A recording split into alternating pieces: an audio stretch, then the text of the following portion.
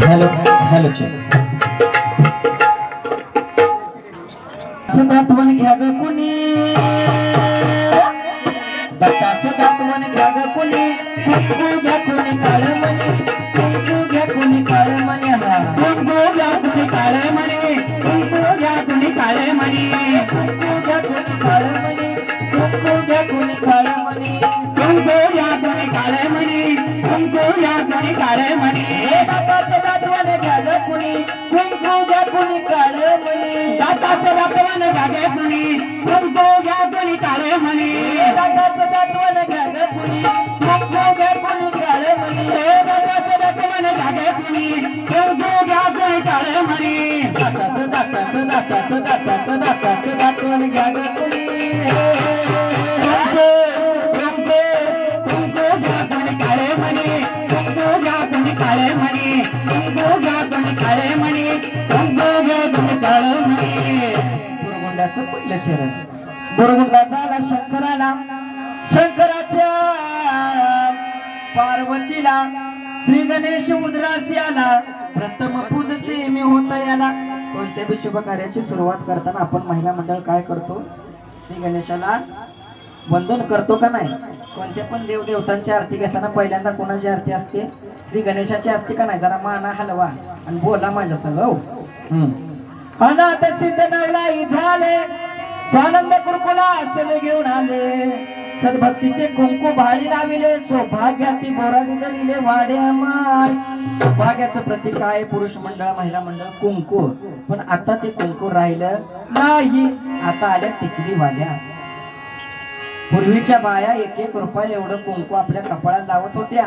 आणि त्या कुंकवाचं पण महत्व काय साधं नव्हतं ज्या वेळेस अरण्यामध्ये सीतामाता भांगामध्ये कुंकू भरत होत्या त्यावेळेस आमच्या हनुमंतराय तिथे उपस्थित झाले आणि हात जोडून विचारलं आई साहेब तुम्ही तुमच्या भांगामध्ये तुम्ही तुमच्या कपाळामध्ये जे कुंकू लावता जे सेंदूर लावता त्या सेंद्राचं त्या कुंकवाचं महत्व काय आहे त्यावेळेस आई साहेबांनी गोड असं उत्तर दिलं बाळा हनुमंता महिलेच्या भांगामध्ये महिलेच्या कपाळामध्ये जेवढं कुंकू मोठं जेवढं सेंदूर मोठं तेवढं आपल्या धन्याचं आपल्या कारभाराचं आयुष्य मोठं पण हे तुम्हाला वाटतंय खोटं म्हणून आमच्यासारखे काय म्हणतील बघा अव कुंकू वाल्या गेल्या ह्या टिकली वाल्या आल्या कुंकू वाल्या गेल्या आणि ह्या टिकली वाल्या आल्या आणि बाथरूमच्या भिंती साऱ्या सुवासिनी झाल्या बाथरूमच्या भिंती साऱ्या सुवासिनी झाल्या बाथरूमच्या भिंती साऱ्या सुवासिनी झाल्या बाथरूमच्या भिंती साऱ्या सुवासिनी झाल्या मागच्या आजी किती नटली बघा कपाळ भरून कुंकू लावलाय म्हणणार कसा आहे बहादरीने तुमच्या सगळं आलं का नाही ते पुढं सांगा बरं ते आनंदित आहे तिला काही टेन्शन नाही ते म्हणलं सगळे ह्यांनाच बोलतंय माझं काय नाही ते आनंद निवांत आहे बघा शाळेत एखाद्या शिक्षकानं अभ्यास सांगितला आणि एखाद्यानं अभ्यास केलेला असतो बाकीच्याने केलेलाच नसतो ती कशी गप्प बसते तिने एकटंच म्हणते सरकारचा अभ्यास तसं ते आजीचं झालंय बरोबर आहे का नाही म्हणून आपण पण कपाळाला कुंकू लावलं पाहिजे आपली परंपरा आपली संस्कृती कोणी जपली पाहिजे आपण आम्ही हे का बांगड्या घालून रस्त्याने हो आपण केलं पाहिजे का नाही आईवाच्या देण्याचा मान कोणी ठेवला पाहिजे तुम्ही आव्हान मावाय म्हणा की मग काय महत्व सांगू का त्या सौभाग्याच्या देण्यात बघा सौभाग्याचा जोडा आपला बांधला देवान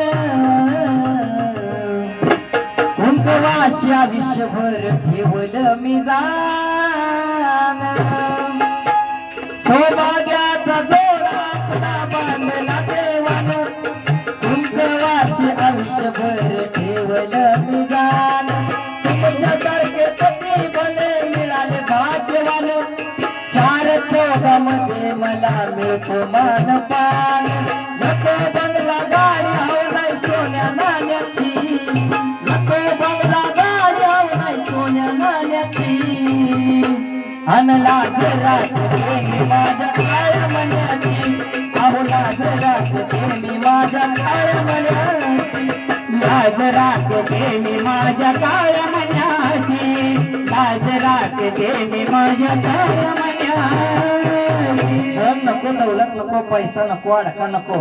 गळ्यात जर 4 काळ मणी पडलं महिला मंडळ तर आयुष्यभर आपण आपल्या नवऱ्याचा उंबरा झिजवतो, प्रपंच फुलवतो का नाही? गनिम्यातनं जातो सोडून नाही जात. आपल्या नवऱ्यामुळे आपल्याला आज एवढा मोठा आषाढी सोहळा करायचं भाग्य लाभलं का नाही? मानपान मिळतो, 4 चौघात मानपान मिळतोय का नाही?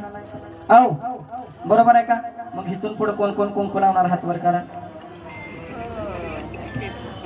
1 2 3 बर. आता टिकली कोण कोण लावणार? हात वर करा. बरं, आता ज्याने कुंकाला बी हात वर केला नाही, टिकलीला बी हात वर केला नाही, मोकळ्या कोण कोण हिंडणार आता? नाही, आता तुमची चुकी आहे. तुम्ही कशाला हात वर केला नाही? दोन्हीपैकी एक तर पाहिजे का नाही?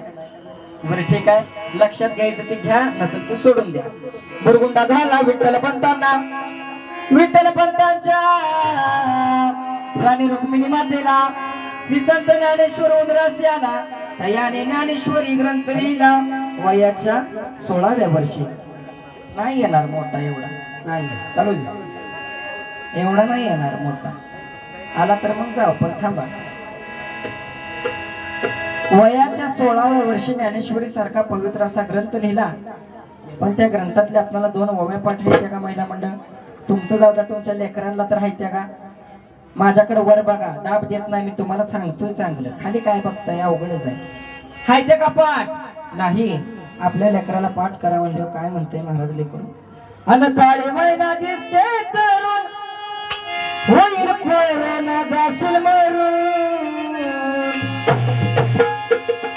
काळे मैना दिसते तरुण, होईल कोरोना जाशील मरून. तुला पत्याल करून, तुला पत्याल करून,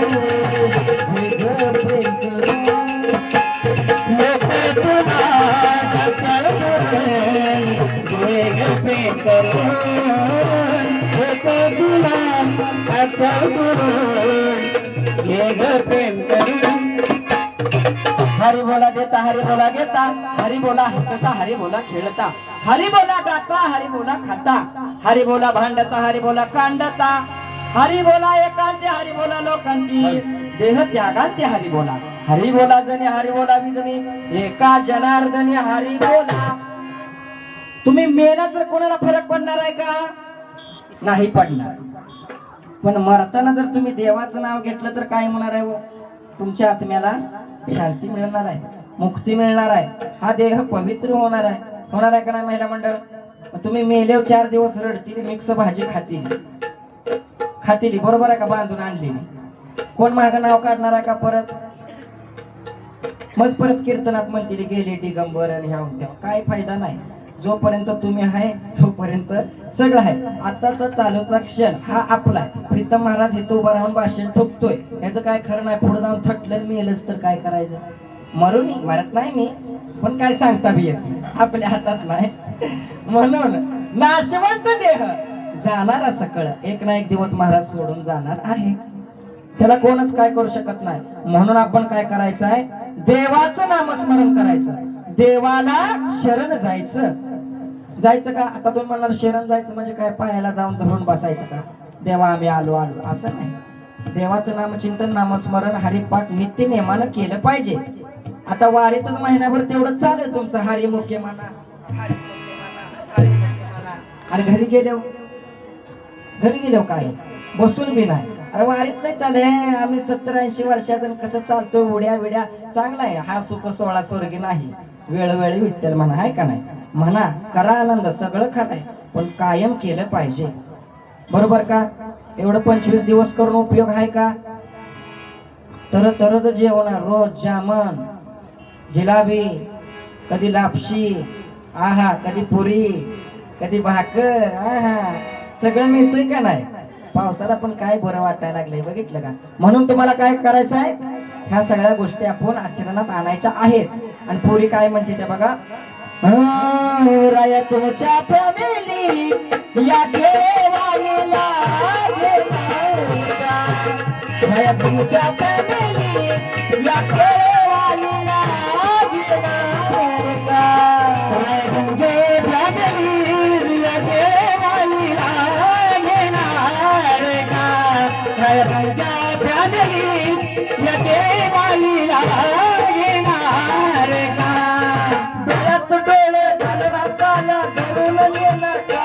मनात थोडं गोड होई पिंपीत येणार का डोळ्यात डोळे घालून हाताला धरून येणार का मनात थोडं गोड होई पिंपीत येणार का तुमच्या जानेली नटे वाली लागणार का तुमच्या जानेली नटे वाली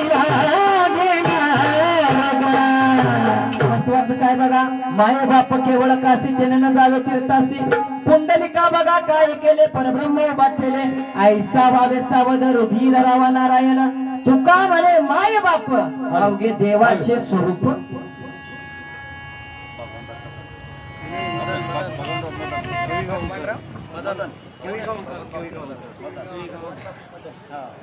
भगवान बापू मदन महाराज यांच्याकडून प्रेमाचं पारितोषिक अखंड आहे का हे हा 500 रुपयाचं झालंय जरा टाळ्या वाजवा त्यांना जरा पटलंय काय सांगते की बराबर आहे मग बघा माय बाप केवळ काशी महाराज आई वडील म्हणजे देवाचे स्वरूप आहे ज्यांच्या घरी आई वडील आहे अशाने कुठल्या देवाचं पाय धरायला जायची गरज नाही कुठल्या तीर्थक्षेत्राला जायची गरज नाही पुंडलिका बघा काय केले परब्रह्म उभा ठेवले त्याने काय केलं पंढरपूरचा पांडुरंग तिथं उभा केला कशाने केला आई वडिलांची सेवा करून मग आपल्याला आपल्या घरी पंढरपूरचा पांडुरंग आणायचा आहे का नाही आणायचा पण त्याला आपल्या खुश करायचं असेल प्रसन्न करायचं असेल तर काय केलं पाहिजे आई वडिलांची सेवा केली पाहिजे का नाही का रस्त्यावर दिलं पाहिजे काढून वृद्धाश्रमात टाकलं पाहिजे का नाही म्हणून काय म्हणायचंय बघा आई माझी